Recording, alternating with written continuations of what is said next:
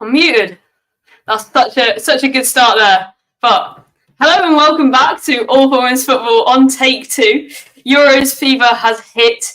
So we thought we'd take you on a trip down memories lane and look back through the history of the Women's Euros. Shall we get into it?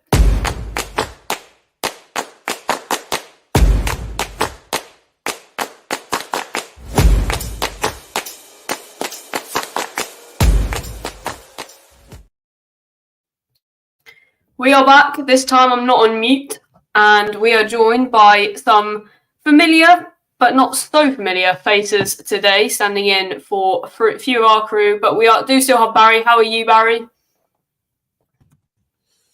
I've got a split headache, as I said to you all backstage, but I am still here and ready to go. I've been looking, enjoying the men's Euros.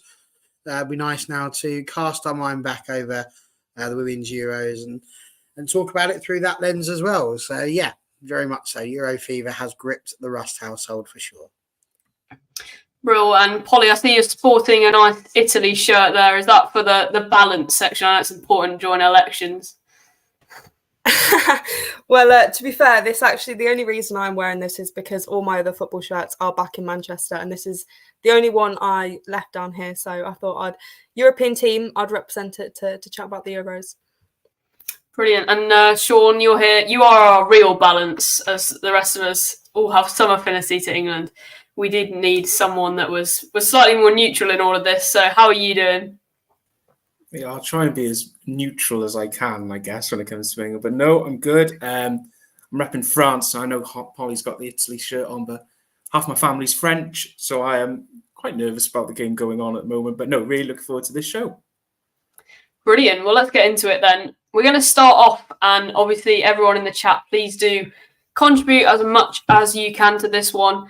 But we're going to kick off with some of our favourite moments from the Euros. So this might be slightly weighted towards the Lionesses, but we will see, because there is, of course, a rich history going back all the way to 1984 with Euros, although I can't say I was alive for a bit of that. So memories-wise, I might be a bit short there. But yeah, we're gonna have a look back. So I'm gonna start with you, Sean. What's been perhaps your most recent favourite memory from a Euros competition?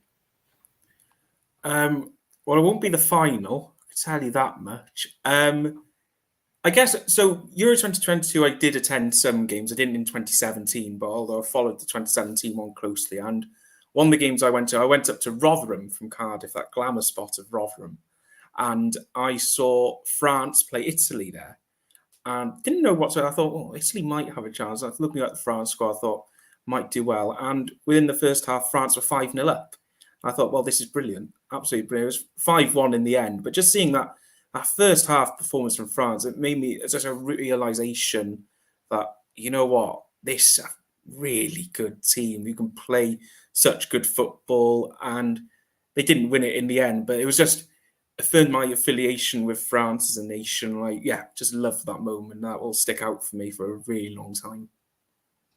Yeah, no, brilliant. I think what we forget is that from that tournament, there were so many good memories along the way.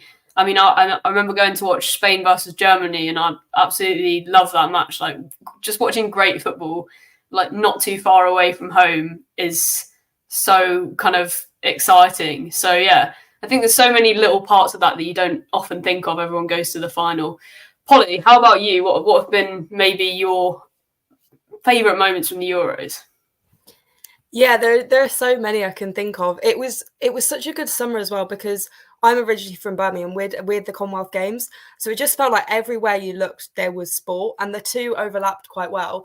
But my kind of biggest memory from the Euros was the opener, England-Austria at Old Trafford. So I was planning on going, and I was like, yeah, I'm going to go, whatever. And turns out I had to do my Gold DV expedition on, the last day was the 6th of July. That was our last night. And so I was really hoping that when we get to the campsite in the middle of Wales, that there would be signal. And there was one place in the whole campsite that had signal. So I literally had to sit on top of a shed with my phone, using up all my data to watch the opener. And it was so good because that kind of was the first time, like, I obviously spoke to a lot of people in my group about it as we were walking, and they actually paid a bit of attention. I was like, oh, okay, that's interesting. And then obviously there were records with the crowd, and of course England winning, that helps. And I think it set up the tournament so nicely because there was this excitement about it, and it kind of showed that, you know, yes, the tournament had been delayed, but I think that kind of played to the favour of England hosting, and people were so desperate to go and watch football after COVID and things like that, that there was that hype. And I just think that the tournament was planned so well from a host country perspective that the opener really kind of lived up to those expectations. Yeah, for sure. I have a bit of a story about that opener. There is TJ's just put in, is it a bit of a disservice? Yeah, I do think in the history of the Euros, we could have done with maybe a Germany fan in here, but sadly we've not been able to secure a Germany fan tonight. But maybe in the future we can get someone more affiliated.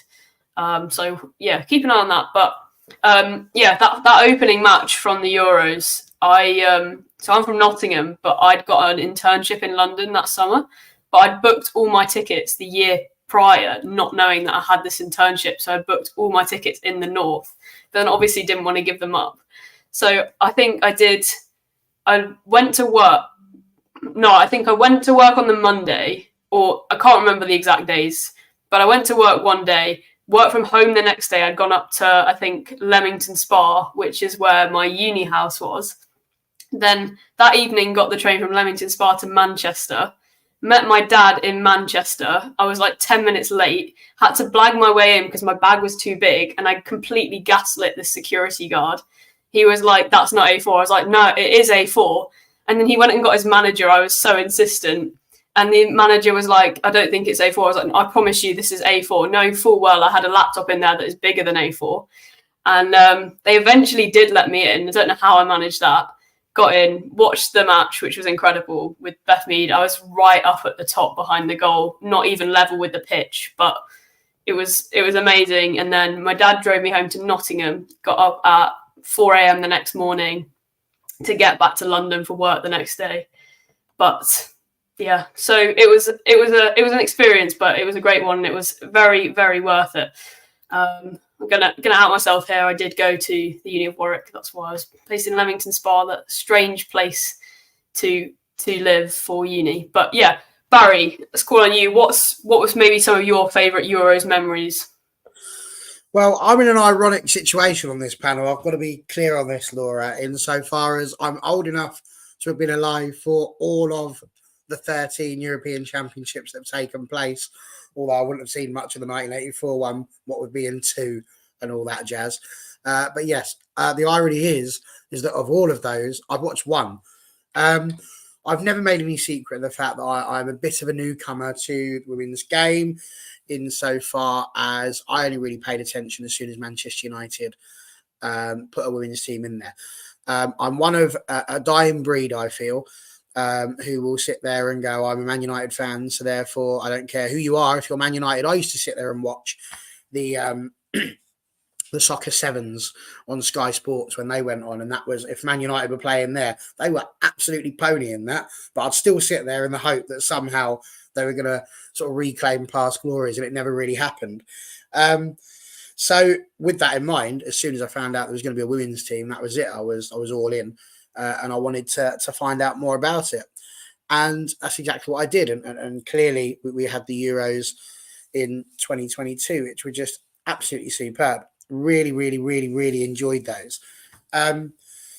So if we were talking about one that I've actually physically watched, it's going to have to be from Euro 22. But I've done a bit of research because obviously this is one of the things that I enjoy doing, finding out more about the past and the things that have happened. And it's absolutely amazing. You know, I'm probably not telling anybody anything they don't already know, but the fact there's been 13 European Championships and Germany won 8 of them. Granted, one of them is just West Germany. East Germany have only won 7. Poor East Germany. But that's mad. That's a crazy thing. And that's not something that really I had fully understood when England went into that final and defeated Germany. You know, I was still very much sat there with my men's football hat of just like, oh, well, there we go. That'll get you back for all the times you've knocked us out on penalties.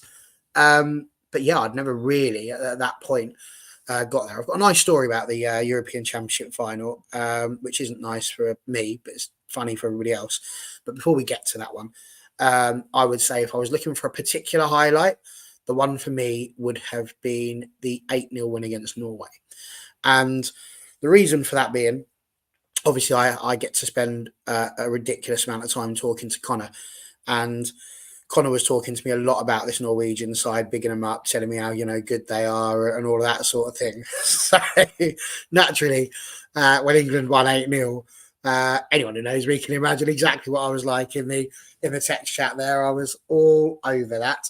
I felt sorry for them because obviously Maria Torres-Dottir played for them and so did Vilda Risa. So, you do sit there and I wasn't that evil. But anything that allows me to take the mickey out of Connor for me is a winner. So I've got to say that one was probably my biggest memory outside of the final, just purely because I was able to rib Connor, which is literally my favourite thing to do. Brilliant. Always worth it. I think we're going to move on to the final now a little bit and just discuss our experiences of that, because I do think we couldn't go through highlights. And as Barry mentioned, I'm sure there's a good story coming up, but I think we couldn't go through highlights of the Euros as an English YouTube channel and not kind of talk about the Lionesses and the impact it's had on football. This channel might not have come into existence had that not have happened, for all we know. Hopefully it would have done. And I'm sure we'd have all loved football just as much, but I think there has been such an impact of that. Trebuchet just saying, as anyone but England, I was so gutted that Pop missed that final. And yeah, the small stadiums is a good point. Of course, I was kind of looking back and I think the 2013 record was something like 40k, and then we still had like the Academy Stadium as one in 2022. So definitely agree on that point. But yeah, who knows what would have happened with Pop. I'm going to start with Polly for this one.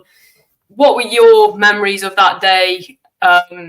Just reflections on it.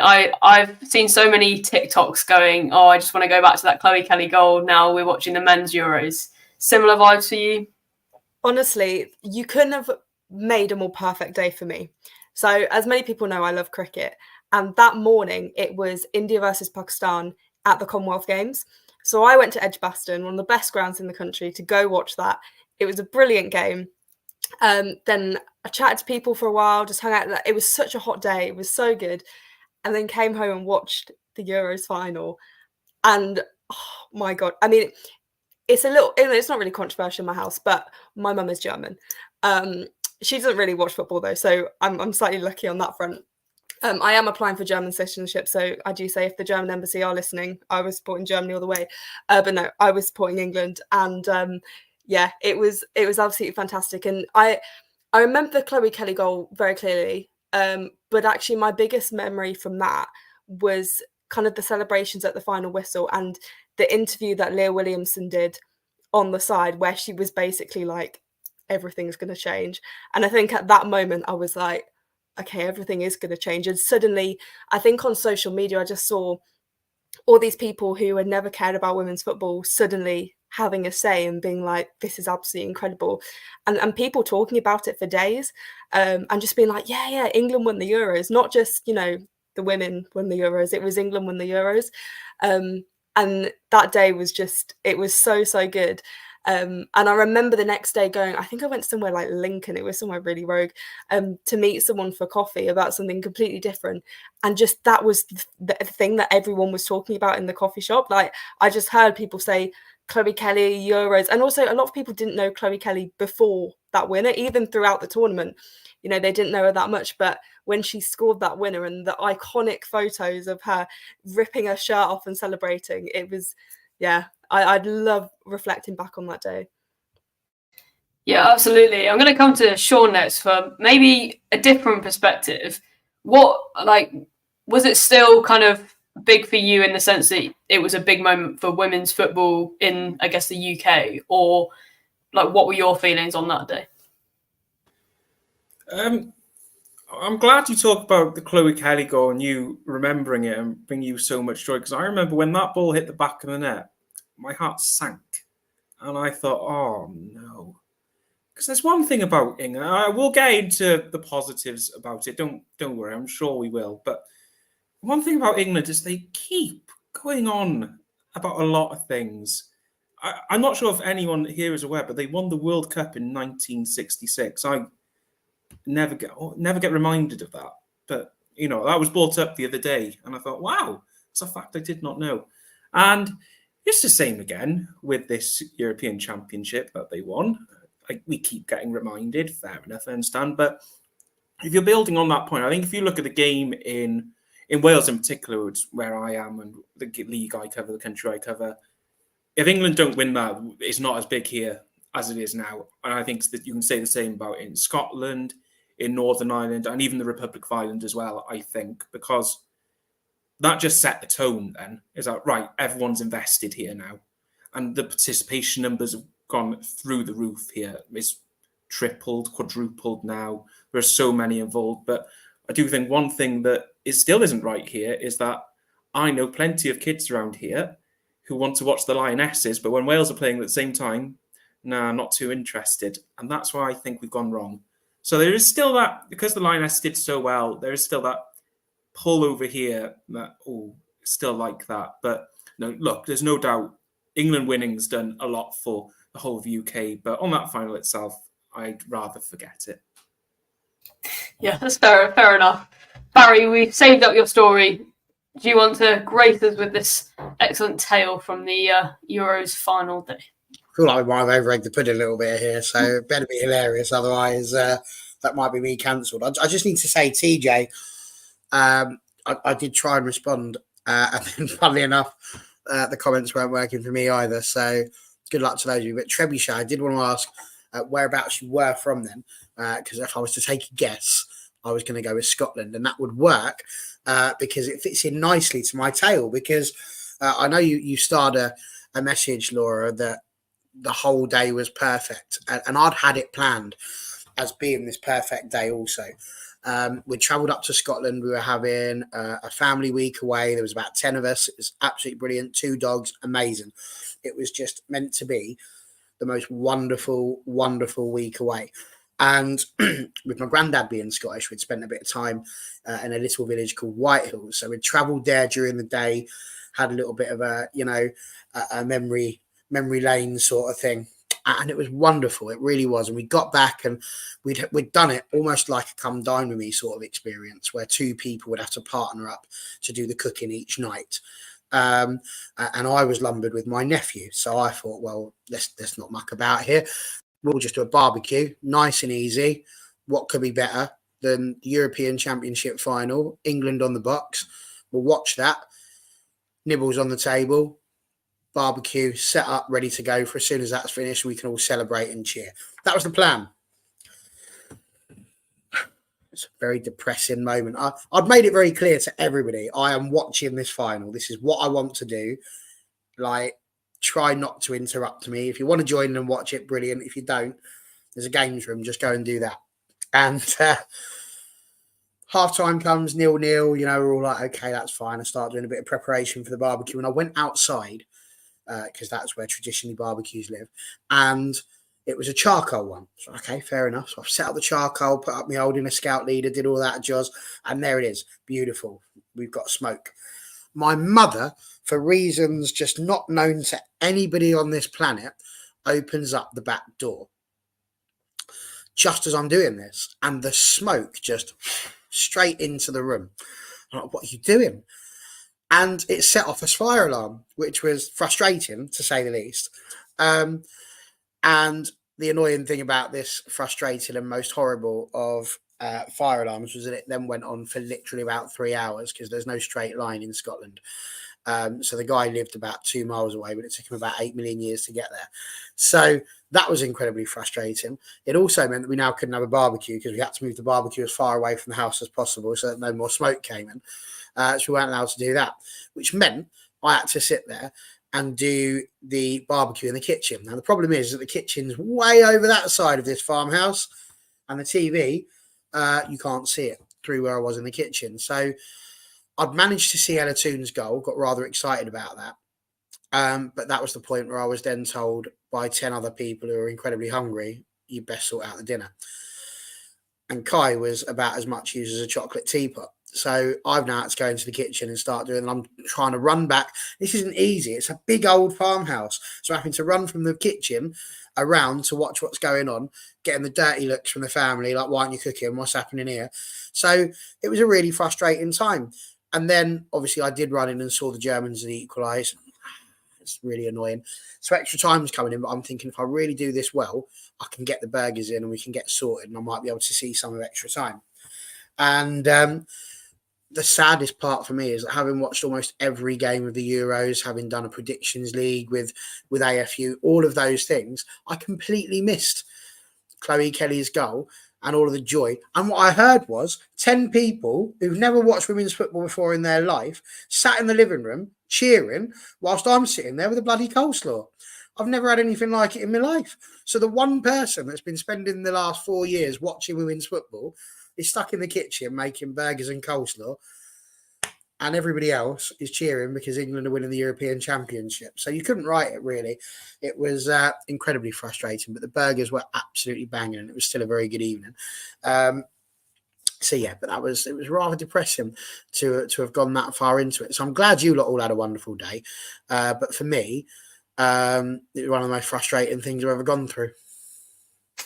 Yeah, I'm afraid it sounds like everyone else did have a pretty good day overall. We've got JJ saying train strike was happening, but he managed to get a seat. And I honestly think that might be an equivalent feeling to Chloe Kelly scoring the winning goal at Wembley, because there is nothing quite like judging it just right to stand in front of the doors. Maybe that's just me, but wow. Celebration, TJ's the celebration where Mary jumped on the table, very iconic, very iconic. Yeah, I think this comment did make me laugh from Trebuchet. We've had a conversation that Trebuchet is from Australia, but I particularly like that final, what the World War II is to the Tories, but won't get too political. And of course, you can vote for other parties in the election but do remember to register to vote. I'll get that in there. It's closing votes. Register to vote closes tomorrow, so please do register to vote, and that'll be the end of the politics. If that was like a proper, party political one, or if you were auditioning for X Factor, the lines close, so may still be charged. Yeah.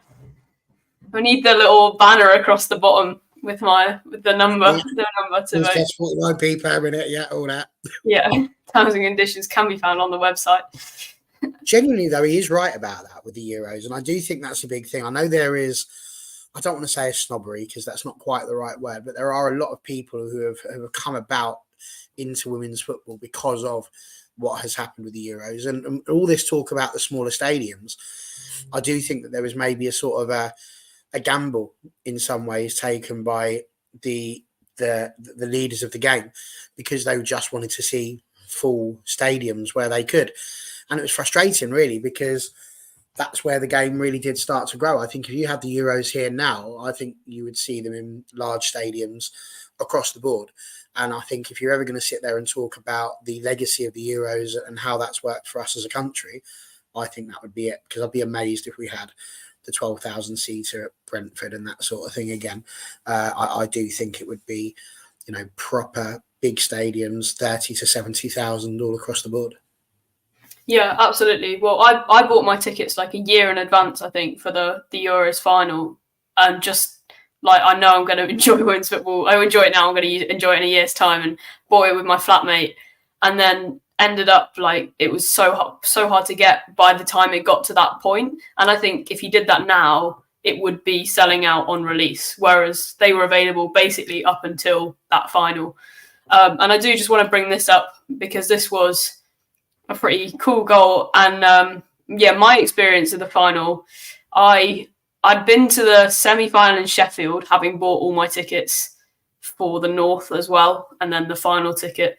And then, it's pretty crazy to go from being so nervous, thinking that we were going to get knocked out against Sweden, beating them 4-0, which was crazy. Like that game, I think that game was almost a highlight because it was just like, wow, we're really, really good.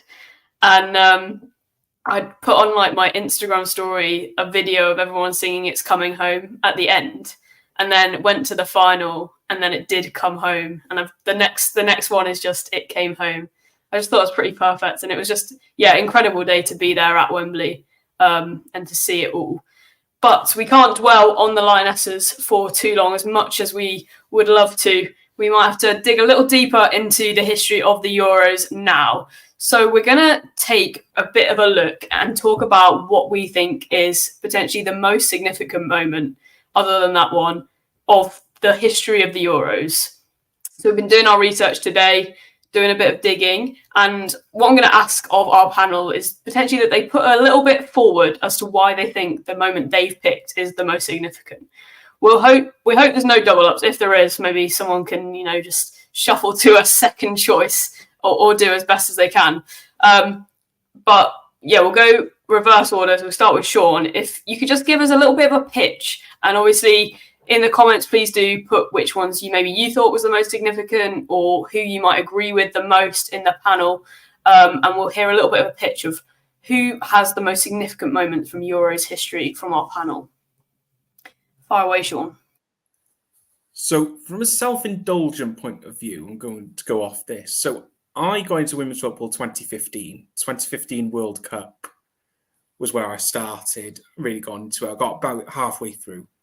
And so Euro 2017 for me was my first big tournament. And I cannot tell you how much I loved that tournament in the Netherlands. And it's had so many good aspects to it. I remember it was England-Scotland in the group stages. And that was a tournament I thought, God, this Jodie Taylor's quite good, isn't she? I think she got a hat-trick against Scotland. All she did was score goals during that tournament. But for me, I think the Netherlands going all the way was that's the moment. Because we know England did it in 2022, but Netherlands did it first. Netherlands went from the group stage, and I remember watching it, and we had a decent crowd for the first couple of games in the group stage. I think they had Denmark in the group stages as well as the final. But you could see the support growing and growing and growing. And then that semi-final against England swept England aside 3-0, Viv Miedema scoring, Van der Donk scoring. And then that final, because I remember hearing about this city called Enschede. I thought, oh, this is quite glamorous. I've never heard of Enschede before. And it was all Enschede. And then it was where FC20 play. And when they played that final, it was just decked out in orange. Absolutely every seat sold. And the Netherlands won. And it was just an unbelievable game. And that roar, Lieke Martin scoring that second goal for me, just the roar of, oh my gosh, we're actually in front again. And I just think that the whole run from the Netherlands is such a standout, because England ran because then Netherlands walked, or however you call that phrase. Because obviously Serena Wiegman as well.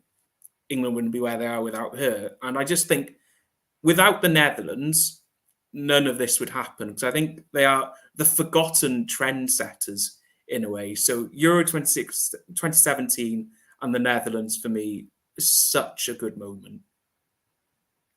Yeah, plenty of people agreeing with you in the comments so far. We've got TJ, I think the Netherlands winning 2017 was pretty big for the sport. JJ agreeing, and Trebuchet, sorry, that was the wrong comment there. The Dutch fans absolutely turned out for that tournament, which is exactly what we're talking about. And I do think, like you said, it's kind of that prelude. I think what was particularly impressive is that I think 12 finals unbroken Germany had won, and then they weren't in that final for the first time, which is huge in and of itself to break that kind of monopoly over the Euros that Germany had.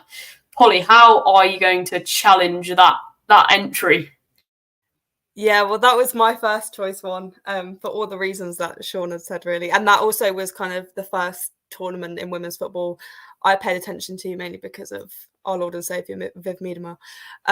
But now this is an interesting one, and I don't know whether it will appeal to particularly Sean. But I just found it really interesting because 2009 Euros, I was about 5 years old or something, so I don't remember it. However, England's second group game the whole context of it interests me quite a lot because they lost to Italy, which you wouldn't really expect England to do, but they lost to Italy in the first game and basically had to win this to stay in. So they ended up finishing like the best of the third places to continue. And they obviously ended up reaching the final against Germany, which we won't talk about. But their second game against Russia, they won 3-2, but they had gone 2-0 down, I think, within like 21 minutes or something. And one of the reasons I pick it out is because Kelly Smith scored from the centre circle. And it's just one of the most incredible goals ever. I think basically what happens, the goalkeeper like played it out and Kelly just got one touch and then absolutely chipped the keeper.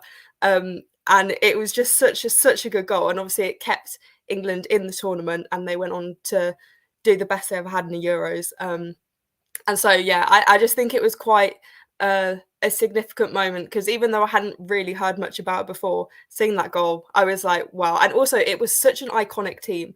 Like the squad for the 2009 Euros had like Alex Scott, Farrah Williams, Kaz Carney, Anitra Sante, obviously Kelly Smith, Jill Scott was there, Faye White was captaining the team, I think. So it was just, yeah, such a kind of iconic Lionesses lineup. And so many of them are still around the game as well, which is really cool. So yeah, for that reason, that's the one I've picked. Yeah, I think that's a really good shout because I feel like that's the watershed of this is when women's football is starting to get noticed because we do all remember all of those names. Like it's such a big moment. And I think it was the first time after that one we did so well in terms of the getting to the final, even if that didn't go so well. That was 2009 was the first time that the FA had given central contracts out to the women's players so that they could become professional and they didn't have to do jobs on the side effectively. So for that in itself, for the game, another huge turning point. And JJ, Lioness's heritage in that 2009 team, absolutely. And it sounds like that goal was also a bit of heritage right there as well. Barry, have you got an entry for this pitching, I guess? Well, it'd be uncouth of me to say no, wouldn't it? Yes, I do. And I have sat and really tried to think this through because there is always a danger whenever people talk to me about the Euros or indeed women's football in general, that will immediately get quite biased towards, as I say, the later years. But I think there's a few. I mean, it's really interesting listening to Sean's argument. I think it's a good one.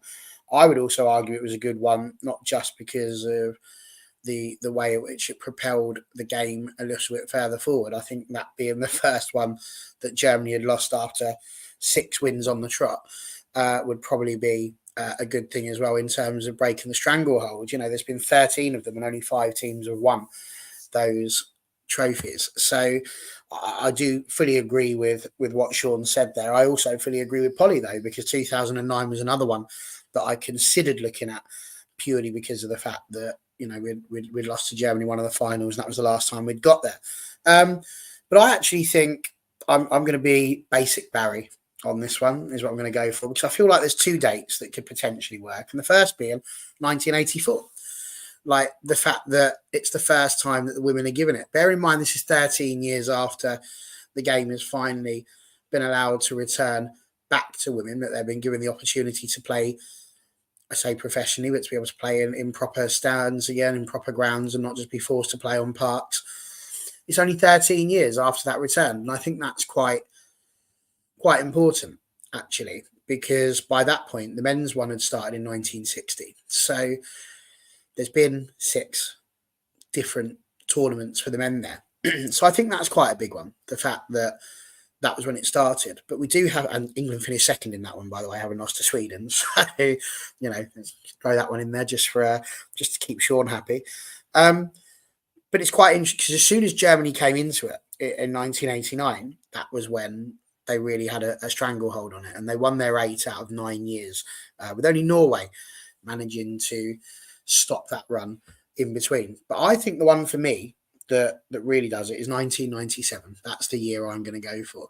And that's because all the way up until 1997, all of those tournaments had just 4 teams in it. So we're calling it a European Championship, but to be honest with you, I'd call that a little bit more like a Club World Cup. that's been going on, where everybody just turns up and it's a little bit of a get together. But because the teams aren't necessarily at the level they could have been at that point, it was a small scale production. 1997 is also notable as being the last time that England didn't make it to a European Championship. So that will cheer Sean on even more. So he's much more likely to choose my one now. But I think 1997 is a good one because that's when it became 8. And obviously since then, as the game's grown, we've seen more and more teams arrive. So I think for me, as I say, looking at it in the basic, the more logistical side of things, because I can't sit here and tell you which moment from 1987 was the best one. So I don't know it. I would say in terms of if you're looking at the growth of the game, 1997 is the one because it feeds into everything else that's been mentioned because of the fact that's when the game really starts to grow and it becomes more of a spectacle over a long period of time rather than just a couple of games.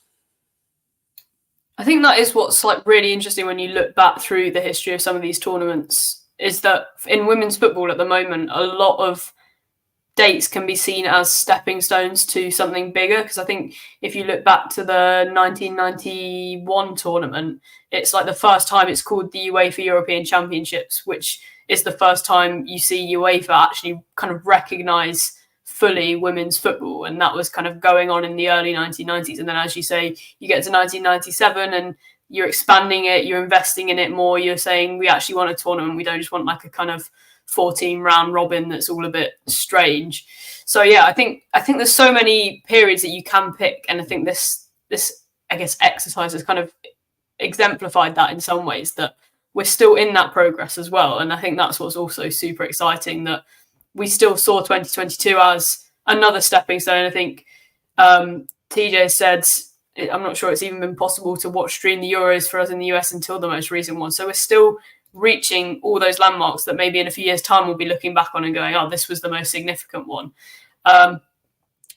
Yeah, and again, the history goes back so far back that I think the first German team, it was indeed, that's very true. So you have to kind of always have that caveat of, but one of them was West Germany in there. So yeah, incredible. I mean, they're all very, very worthy picks. What I might ask now, which is a slightly different request, so feel free to take a little bit of time, but we've had we know that Germany has been this huge team throughout the history of the Euros. I'm thinking who, and this can include all the way up to 2022, of course, but which player, I guess, and we're coming on to something similar soon in terms of just synonymous with international football, but which player stands out to you as kind of like a hero of the Euros that really sums up the tournament or has just been such an icon in the tournament? Maybe a top scorer from its history, someone we've spoken about, Miedemar, Martins, and these players, and I guess Chloe Kelly's got to be in there.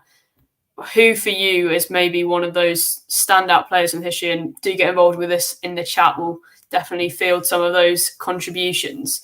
Who stands out? It can be very personal in terms of that moment really stood out from that player, or it can be this player's had a great impact in the history. I'm going to put the spotlight on you again, Sean, I'm afraid. If you need a little more time, that's cool. Feel free to talk us through your thoughts. But yeah, who would you say is potentially one of the heroes of the Euro? Yeah, I think I'm going to have to stick with 2017 just because it is still in my head. And Jodie Taylor is the one, because I just remember she's always talked about. I thought, where's she come from? Just researching into her and looking at, because she does score goals absolutely everywhere she goes. And I think she had an absolute stormer of a tournament. And then I felt like after that, never saw her after. I don't really remember her in 2019. And then come Euro 2022, she's long gone by then. But I do have to pick Lieke Martins. That 2017 tournament, it was like a star emerging onto the big stage. And I don't think we had that figure we could go to and think, wow, she is the one. She is the player of the tournament. Because even in 2022, I don't think we had a star we could point to and say, okay, she's been head and shoulders above everyone else. But that 2017 tournament, that was Lieke Martins. And then what she went on to do going to Barcelona after that, helping them win a Champions League. And I know she's at PSG now. And yeah, as you say, that she hasn't been the same since. I know she's had a few injuries, and it's such a shame because I don't think we'll see a talent like Lika Martins in 2017 for a really long time. So yeah, I will plump for Lika Martins. That's a very solid choice. I think that was kind of the time that I was becoming a lot more conscious of women's football and starting to follow it again. And I just remember her being like such a big name when I started following it in more depth, I guess. And I think she stands out from potentially a lot of the generation that came in around 2017, 2019, those Euros World Cups, for just, she was definitely one of the greatest players at that time. And so, yeah, very, very, very valid pick. And obviously a bit of support for that in the chat. Polly, who are you going to go for in this one? Yeah, I've got two players. In fact, one of them has just been mentioned in the comments, Jill Scott, obviously icon of the final for her comments, which can be interpreted. Absolutely incredible. And I think that has just helped her legacy 10 times. But also in the 2009 Euros, I think the semi-final, it went to extra time and she scored against the Netherlands. So England won 2-1 and went through to the final.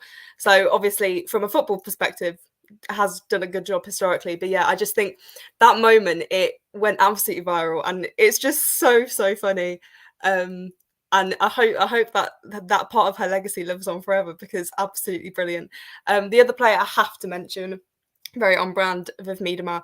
Of course, yes, she was fantastic at the 2017 Euros, but I think for me, I was just impressed by how she handled it. Obviously, there are a lot of eyes on her, especially after the 2015 World Cup, where essentially everyone was saying to her, you have to win this for our country. 2017 was only Netherlands' second appearance at the Euros. So, you know, although it was a home tournament, I think it was going to always be difficult for them to win. But I thought Miedema played really well. And yeah, she'd moved to Arsenal like just before.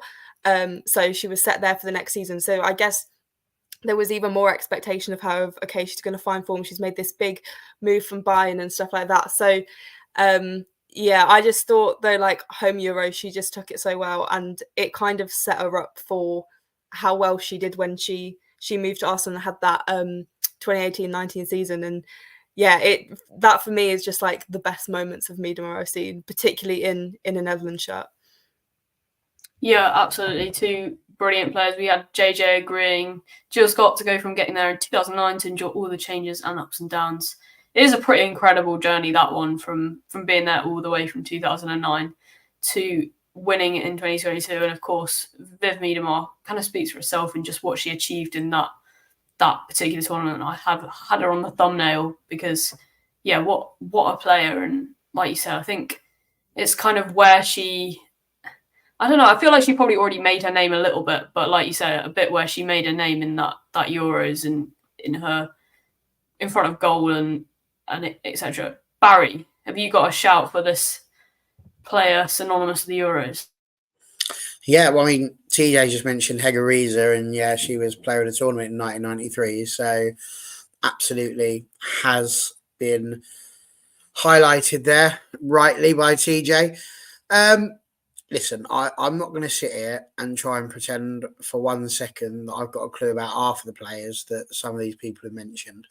I wouldn't have had a clue who Inka Grings was or Birgit Prins at all if I hadn't have Googled it prior to coming on the show. Not a clue. But I think therein for me lies a lot of what should happen in the game going forward, because there is a danger, as we've said, about people jumping on the bandwagon, and I don't mean that in a negative sense, after the Euros.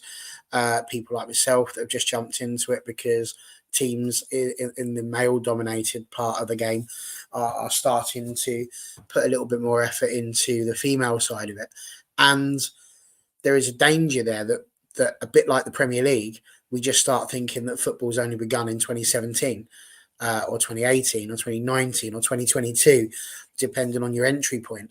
The fact that there's been a European Championships 1984 tells us that we've all got a lot of history that we don't need to learn. We don't need to necessarily sit there and and start having these chats. But it's interesting when you posed the question in the group chat earlier on as to what you were going to mention. You kind of wanted a player that was just synonymous, like you say, with an international team, somebody you think of more. And the first name that came to my mind, and I'm probably going to get some pelters here, was Marta, because I couldn't tell you what club she's played for. I just know she's iconic for an international team. And then I had to sit there and go, well, Brazil isn't in Europe, Barry, so you can't have that one. But I thought I'd mention it because I think this is important, that we all sit here and realise there's things to learn, and that these are the sort of names. When you ask, sorry, Sean, any English fan, they start talking about you like your Bobby Moores, your Bobby Charltons, you know, your Peter Shiltons, your Gary Linekers. They'll reel off 100 names that they can think of.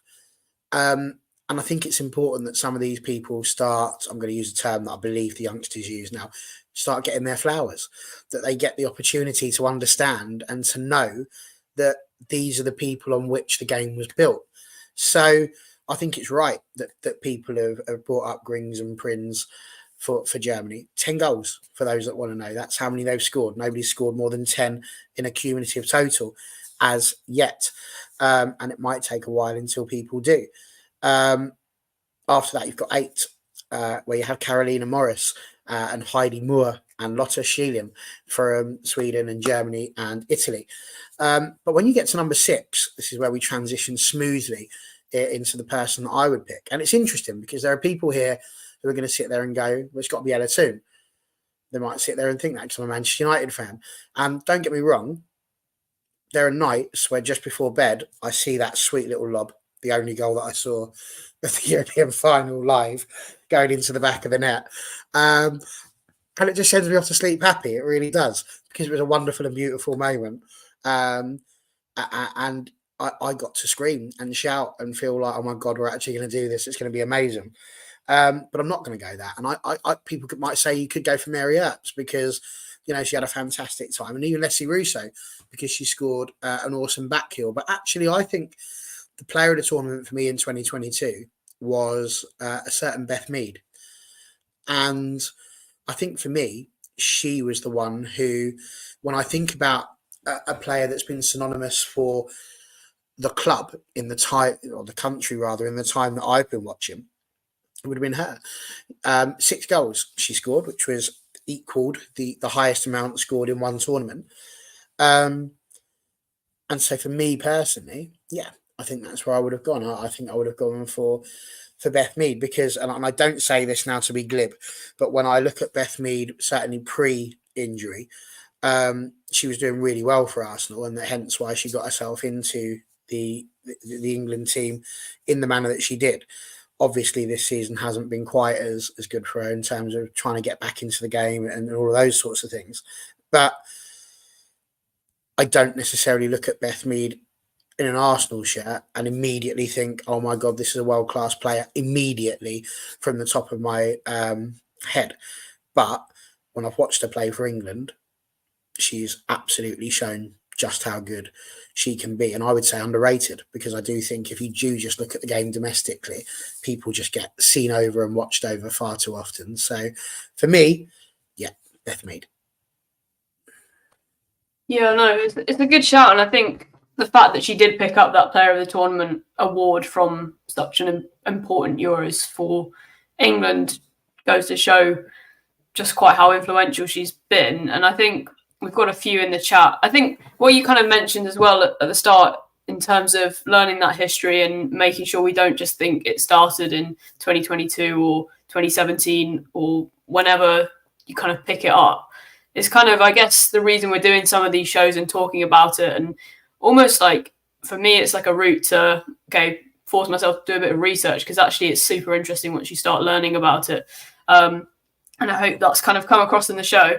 We've got some good shouts. On the TV though as well. I want to see that on the BBC and ITV when they're doing the shows. Throw these things out there, because most people will get their information just from watching that. And I just wanted to point out to Trebuchet, you're right, she didn't score the winning goals, but she scored the exact same amount of goals as Alexandra Popp did. And some might argue that if she was in the final, she'd have scored more.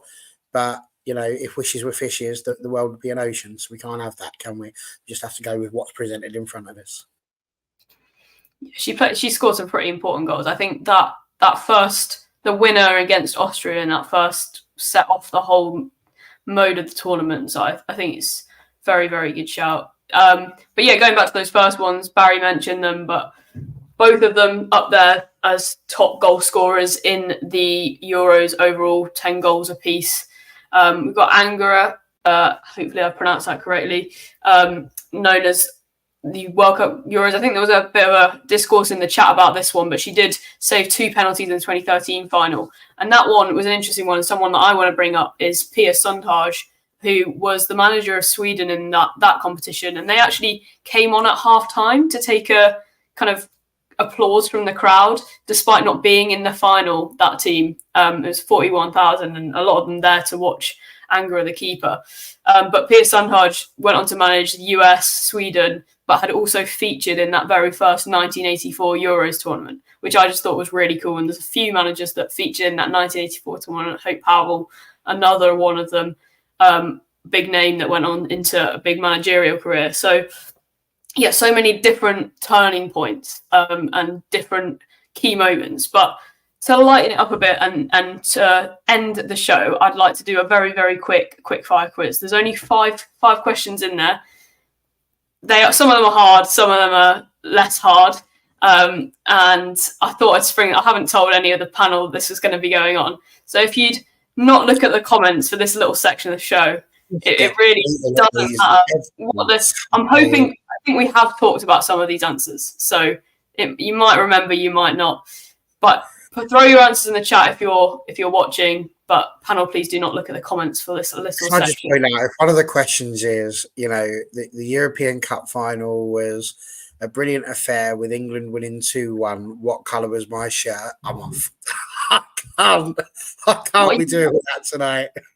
You've got between red and white for that one, Barry, because I was in an England shirt. 50-50, okay. I don't actually remember which colour I was wearing, but it won't be like that. There is 2 answers in here, that 2 or 3 that I've already spoken about. So hopefully shouldn't be too bad. But if we get 0 out of 5, we get 0 out of 5. It's a learning curve for us all. Isn't it? There's also one that's like who's closest. So one person will definitely not get 0 points. So question 1. Pens at the ready or phone or whatever you have available to you, or memory and just lie to me. That's fine as well. Which country has featured most in the final other than Germany? Norway. We get answers from the panel first. So, Polly, what's your shout for that one? I'm going to say Denmark. Oh. I agree with Barry. My first thought was Norway, and I will stick with Norway. Yeah, we got a Norway in the chat as well, and it is Norway, but close geographically, and I am stressed already. That comment that says I'm stressed, I'm sweating, I'm panicking. I normally pride myself on women's football history, and now I'm panicking. It's fine. It's only up from here. Okay, fingers on buzzers then. Which team made their debut in the 2022 tournament? Oh, I know this one. I think I do too. I don't know. Okay. Go on, Polly, you can go first. Ladies first. Well, I now doubt myself. Well, because I know they were added late. Portugal. Oh, I don't think it is. Oh, I want to go with Magical Northern Ireland. I will also go with Magical Northern Ireland. Right, sure. You're copying. You're copying. You can't. Do you have proof? Put hands up if you want. Trebuchet is in there. TJ did agree with you, Polly, but I'm afraid it is Northern Ireland on this one. Portugal was that because Russia was swapped out? Yeah, because Russia were kicked out, so then they added Portugal. Yeah, that is it was like just before the tournament as well. Yeah, that was deceptive. Okay, next one. This one has come up in the show, so this might be a bit of a who can get there first. Can you name one of the all-time top scorers in the tournament? Prince. Yes. Prince. And anyone else name the other one? Birkin or something like that. Bergin. That was her first name. Yeah, it's the first name. Yes. Friends, there you go. That came up a couple of times. I think the chat already had that one. Okay, so this one, if you can all don't shout out on this one because this is a who's got the closest. So just come up with and we'll go round. What was the attendance at the final in 2022? And it will just be to the closest. Whoever gets the closest number, we'll give it to you. You could be thousands off, and you can still get the point on this one. Few any guesses in the chat as well. Please don't Google it, obviously. Okay, do we have a rough estimate from the panel so far? I think I know ish. Okay, good. Yeah, shall we go round? Okay. We'll go Polly first, and if you've got an idea. I'm gonna get it wrong. I think it was 89,000, but I don't know. I don't know how much Wembley holds. This is all, but the first number that came into my head. You'd be all right, wouldn't you? Yeah. 85,500 was the first one that came into my head. I'm going to go in the middle. 87,500. This is a very strong round. You see, I thought Polly had it because that's close. Barry's got it. Yeah. Yeah, Barry's gone in the middle and come in late and done superbly there.